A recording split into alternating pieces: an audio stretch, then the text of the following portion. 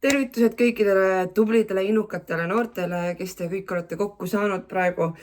Mul on nii hea meel, et te olete teinud nii palju head tööd, nii palju lennukaid mõtteid saatnud ja et te olete oma pead pannud kokku ja välja mõelnud, näinud, märganud enda ümber, mis on vaja muuta, mis on vaja paremaks teha.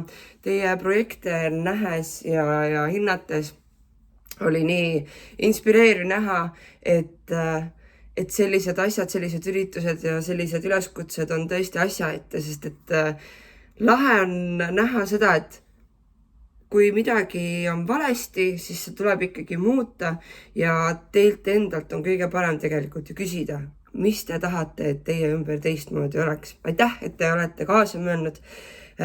Aitäh, et te jätkate loodetavasti enda ümber märkamist, et need sellised lennukad mõtted, ideed, ühiskonna parandused, et need ei jääks ainult teie enda peade sisse, et need ei jääks ainult klassiruumi, et need ei jääks ainult chatidesse, see võiks olla paremini. Et te võtate päriselt ette, et need, kes võib-olla täna auhinnatud ei saa, et need läheksid ikkagi oma projektidega edasi, et te oleksite sama innukad, fantaasiarikkad, tublid, nagu te olete siiamaani olnud.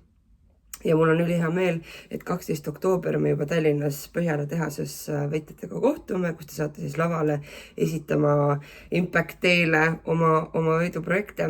Ma ootan seda väga.